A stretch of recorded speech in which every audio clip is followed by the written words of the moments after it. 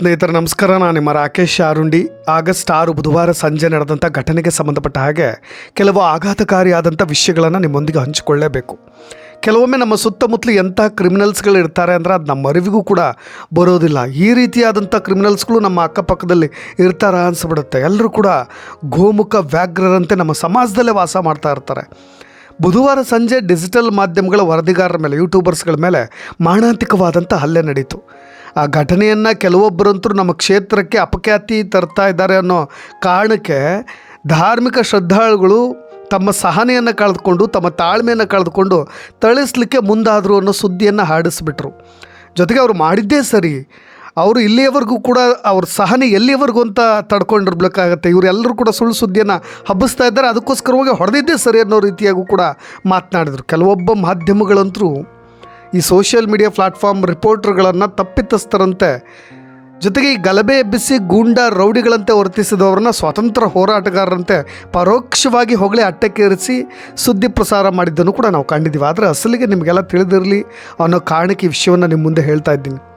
ಆ ಘಟನೆ ಆ ಪಾಂಗಳದ ಸಮೀಪ ಜಂಕ್ಷನ್ನಲ್ಲಿ ನಡೆದಂಥ ಮಾರಣಾಂತಿಕ ಹಲ್ಲೆ, ಅಲ್ಲಿ ಯಾರು ತಮ್ಮ ಕ್ಷೇತ್ರದ ಅಪಪ್ರಚಾರವಾಗ್ತಾ ಇದೆ ಅಂತ ವಿರೋಧಿಸಲಿಕ್ಕೆ ಬಂದಿದ್ದರೋ ಆ ಗ್ಯಾಂಗ್ನ ಒಬ್ಬನ ಕೈಯಲ್ಲಿ ಪಂಚ್ ರಿಂಗ್ ಇತ್ತು.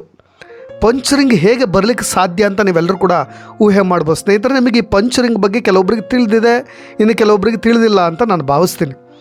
ಎಲ್ಲ ಬೆರಳುಗಳನ್ನು ಆವರಿಸ್ಕೊಂಡಿರೋ ರೀತಿಯಲ್ಲಿ ಒಂದು ರಿಂಗ್ ರೀತಿಯ ಮೆಟಲ್ ಪಂಚ್ ರಿಂಗ್ ಅದು ಕಬ್ಬಿಣದಿಂದಲೂ ಕೂಡ ಮಾಡಿರ್ಬೋದು, ತಾಮ್ರ ಅಥವಾ ಹಿತ್ತಾಳೆ ಹೀಗೆ ಲೋಹದಿಂದ ಮಾಡಿದಂಥ ವಸ್ತು ಅದು ಏನು ಕಷ್ಟ ಕಾಲದಲ್ಲಿ ತಮ್ಮ ಪ್ರಾಣ ಉಳಿಸ್ಕೊಳ್ಳಿಕ್ಕೆ ಅಥವಾ ಡಿಫೆಂಡ್ ಮಾಡ್ಕೊಳ್ಳೋದಕ್ಕೆ ಎಲ್ಲೋ ಲೈಸೆನ್ಸ್ನ ಪಡೆದು ಕೈಗೆ ಹಾಕ್ಕೊಂಡಿರೋ ಬಳೆ ಅಲ್ಲ, ಅದು ವಸ್ತು ಅಲ್ಲ.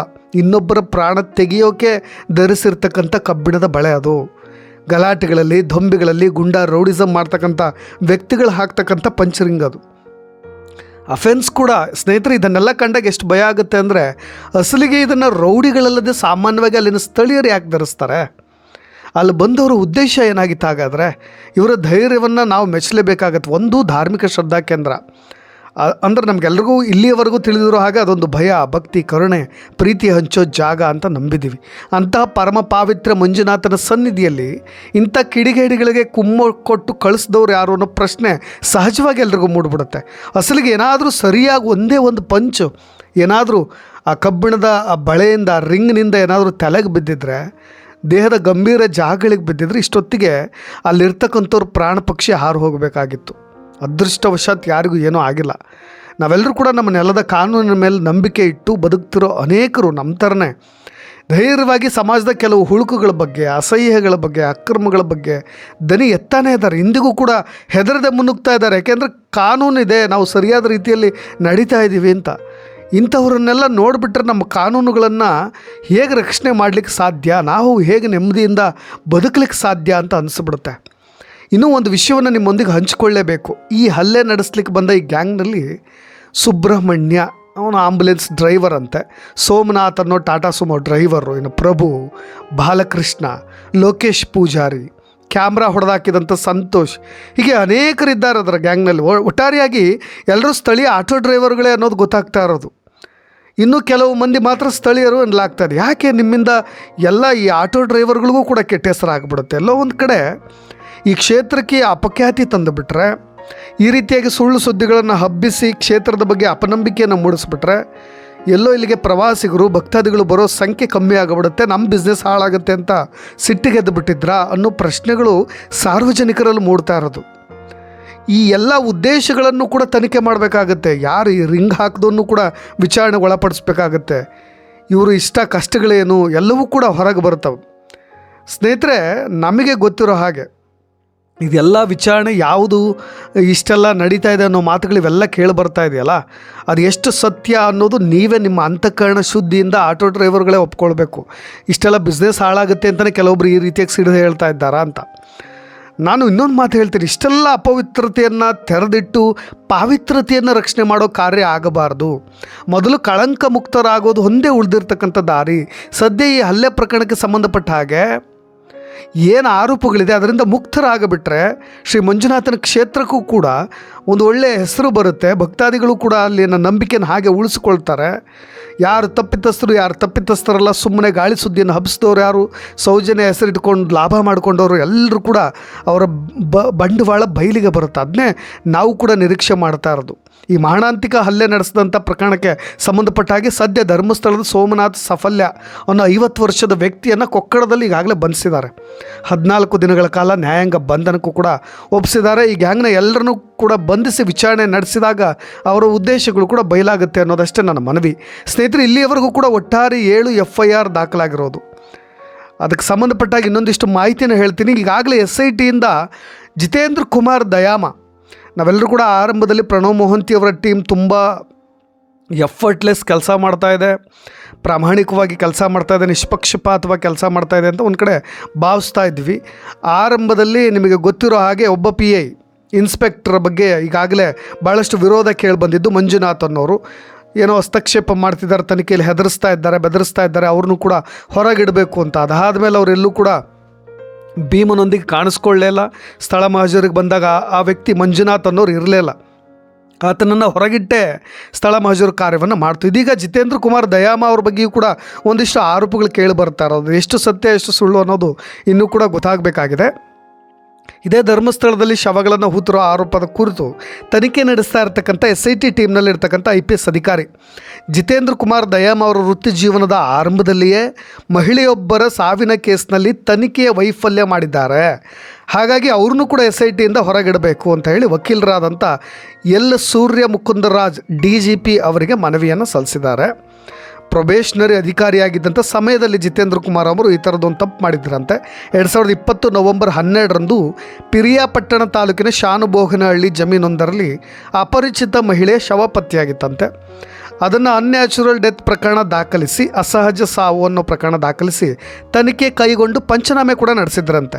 ಮೃತ ಮಹಿಳೆಯನ್ನು ಮಲ್ಲಿಗೆ ಅಂತ ಹೇಳಿ ಗುರುತಿಸಿದ್ದಂಥ ಪೊಲೀಸರು ಆಕೆಯ ಗಂಡ ಸುರೇಶನೇ ಈ ಕೃತ್ಯವನ್ನು ಎಸಗಿದಾನೆ ಅನ್ನೋ ಶಂಕೆಯ ಮೇಲೆ ಬಂಧಿಸಿ 2 ವರ್ಷ ಕಾಲ ಜೈಲಿನಲ್ಲೂ ಕೂಡ ಇದ್ದಂತಾತ.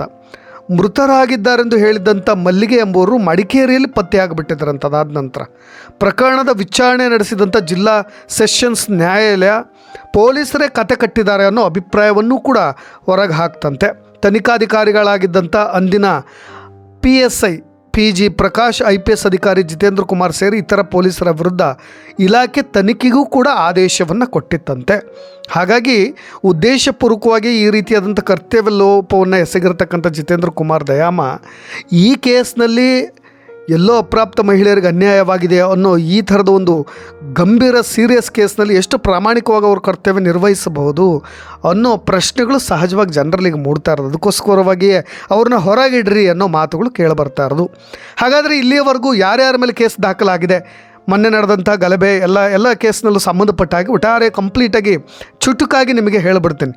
ದೂರು 1, ಪಾಂಗಳ ಕ್ರಾಸ್ನಲ್ಲಿ ವ್ಯಕ್ತಿಯೊಬ್ಬರ ವಿಡಿಯೋ ಬೈಟ್ ಪಡೀತಾ ಇರಬೇಕಾದ್ರೆ 50 ಕಿಡಿಗೇಡಿಗಳ ಗುಂಪು ಕ್ಯಾಮ್ರಾಮ್ಯಾನ್ ಸುಹಾಸ್, ಸಂಚಾರಿ ಸ್ಟುಡಿಯೋ ಸಂತೋಷ್ ಮತ್ತು ಯುನೈಟೆಡ್ ಮೀಡಿಯಾ ಅಭಿಷೇಕ್ ಅನ್ನೋರ ಮೇಲೆ ಹಲ್ಲೆ ನಡೆಸುತ್ತೆ. ಕ್ಯಾಮ್ರಾವನ್ನು ರಸ್ತೆಗೆ ಎಸೆದು ಹಾನಿಗೊಳಿಸಿ ಚೂರು ಮಾಡಿ ಅದರಲ್ಲಿದ್ದಂಥ ಮೆಮೊರಿ ಕಾರ್ಡನ್ನು ಕಳ್ತನ ಮಾಡಿ ಬಳಿಕ ಜೀವ ಬೆದರಿಕೆಯನ್ನು ಹಾಕಿದ್ದಲ್ಲದೆ ಭಾಳಷ್ಟು ಕೆಟ್ಟ ಪದಗಳನ್ನು ಕೂಡ ಬಳಸ್ತಾರೆ. ಹಾಗಾಗಿ ಕುಡ್ಲಾ ರಾಂಪೇಜ್ ಯೂಟ್ಯೂಬ್ ಚಾನಲ್ನ ಮಾಲೀಕರಾದಂಥ ಬಂಟ್ವಾಳ ನಿವಾಸಿ ಅಜಯ್ ಕೊಟ್ಟಿರ್ತಕ್ಕಂಥ ಒಂದು ದೂರು, ಇದು ಧರ್ಮಸ್ಥಳ ಠಾಣೆಯಲ್ಲಿ ರಿಜಿಸ್ಟರ್ ಆಗಿರೋದು. ದೂರು 2, ಪಾಂಗಳ ಕ್ರಾಸ್ನಲ್ಲಿ ಸುಮಾರು 25ರಿಂದ 50 ಜನರ 2 ಪ್ರತ್ಯೇಕ ಗುಂಪುಗಳು ಅಕ್ರಮ ಕೂಟ ಸೇರಿ ಪೊಲೀಸರ ಕರ್ತವ್ಯಕ್ಕೆ ಅಡ್ಡಿಪಡಿಸಿ ಗಲಾಟೆ ನಡೆಸಿರೋ ಕುರಿತಾಗಿ ಪೊಲೀಸರೇ ಸುಮೋಟೋ ಕೇಸನ್ನು ದಾಖಲು ಮಾಡ್ಕೊಳ್ತಾರೆ. ಸ್ವಯಂ ಪ್ರೇರಿತ ಕೇಸ್, ಇದು ಧರ್ಮಸ್ಥಳ ಠಾಣೆಯಲ್ಲಿ 2ನೇ ದೂರು. ದೂರು 3, ಧರ್ಮಸ್ಥಳ ಠಾಣೆ ಮುಂದೆ ಬುಧವಾರ ಸಂಜೆ ಕಾನೂನು ಬಾಹಿರವಾಗಿ ಜಮಾಯಿಸಿದಂಥ ಸುಮಾರು 50ರಿಂದ 100 ಮಂದಿಯ ವಿರುದ್ಧ ಸ್ವಯಂ ಪ್ರೇರಿತವಾಗಿ FIR ದಾಖಲಾಗಿದೆ. ಇದು ಕೂಡ ಸುಮೋಟೋ ಕೇಸನ್ನು ದಾಖಲಿಸಿಕೊಳ್ಳಲಾಗಿದೆ ಧರ್ಮಸ್ಥಳ ಪೊಲೀಸ್ ಠಾಣೆಯಲ್ಲಿ.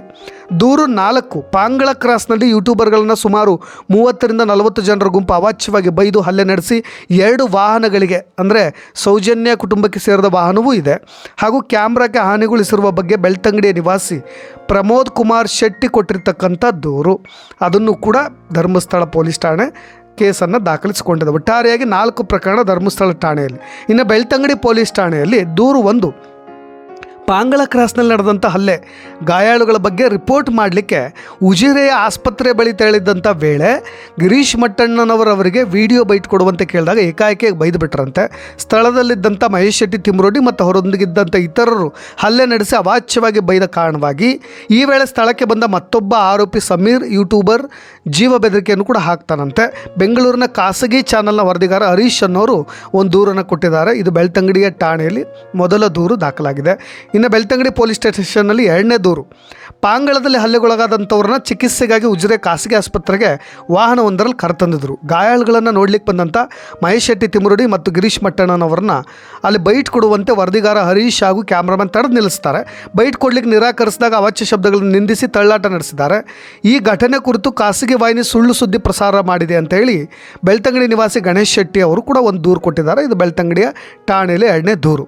ಇನ್ನು 3ನೇ ದೂರು ಬೆಳ್ತಂಗಡಿ ಪೊಲೀಸ್ ಠಾಣೆಯಲ್ಲಿ ಪಾಂಗಳ ಕ್ರಾಸ್ನಲ್ಲಿ ನಡೆದಂಥ ಹಲ್ಲೆಯ ಗಾಯಾಳುಗಳನ್ನು ಚಿಕಿತ್ಸೆಗಾಗಿ ದಾಖಲಿಸಿದ್ದಂಥ ಬೆಳ್ತಂಗಡಿಯ ಉಜಿರೆ ಖಾಸಗಿ ಆಸ್ಪತ್ರೆಯ ಬಳಿ ಸಾರ್ವಜನಿಕರು ಜಮಾವಣೆಗೊಂಡಿರ್ತಕ್ಕಂಥ ಬಗ್ಗೆ ಮಾಹಿತಿಯ ಮೇರೆಗೆ ಬೆಳ್ತಂಗಡಿಯ ಪೊಲೀಸ್ ಠಾಣೆ SI ಸಿಬ್ಬಂದಿ ಜೊತೆ ಅಲ್ಲಿ ಹೋಗ್ತಾರೆ. ಸ್ಥಳದಲ್ಲಿ ಸುಮಾರು 50ರಿಂದ 100 ಜನರು ಕಾನೂನು ಬಾಹಿರವಾಗಿ ಅಕ್ರಮವಾಗಿ ಸೇರಿ ಘೋಷಣೆಗಳನ್ನು ಕೂಗ್ತಾ ಇದ್ರು. ಪೊಲೀಸರ ಕರ್ತವ್ಯಕ್ಕೆ ಅಡ್ಡಿಪಡಿಸಿರೋ ಬಗ್ಗೆ ಸ್ವಯಂ ಪ್ರೇರಿತ ಸುಮೋಟೋ ಕೇಸನ್ನು ಬೆಳ್ತಂಗಡಿಯ ಪೊಲೀಸ್ ಠಾಣೆಯವರು 3ನೇ ದೂರಾಗಿ ದಾಖಲಿಸಿಕೊಳ್ತಾರೆ. ಒಟ್ಟಾರೆಯಾಗಿ 7 FIR ದಾಖಲಾಗಿದೆ. FIR ದಾಖಲಾಗಿರೋ ಕುರಿತಾಗಿ ವಿಚಾರಣೆ ಕೂಡ ನಡೀತಾ ಇದೆ. ನೋಡೋಣ ಇನ್ನಷ್ಟು ಅಪ್ಡೇಟ್ಸ್ಗಳೊಂದಿಗೆ. ಇವತ್ತು 13ನೇ ಪಾಯಿಂಟ್ ತೆಗಿತಾರೆ. ಕನಿಷ್ಠ ಪಕ್ಷ ಇವತ್ತಾದರೂ ಏನಾದರೂ ಒಂದಿಷ್ಟು ರೋಚಕವಾದಂಥ ಸತ್ಯಗಳು ಬಯಲಿಗೆ ಬರ್ತಾವ. ಮತ್ತು ಇದೇ ರೀತಿಯಾದಂಥ ಕುತೂಹಲ ಇದೇ ರೀತಿಯಾಗಿ ಮುಂದೆ ಉಳಿಯುತ್ತಾ ಅನ್ನೋದನ್ನ ಕಾದು ನೋಡೋಣ ಅಂತ ಹೇಳ್ತಾ, ನಿಮ್ಮ ಕಮೆಂಟ್ಸ್ ಕೂಡ ಇಂಪಾರ್ಟೆಂಟ್ ಆಗುತ್ತೆ ತಿಳಿಸಿ ಅಂತ ಹೇಳ್ತಾ ಧನ್ಯವಾದ.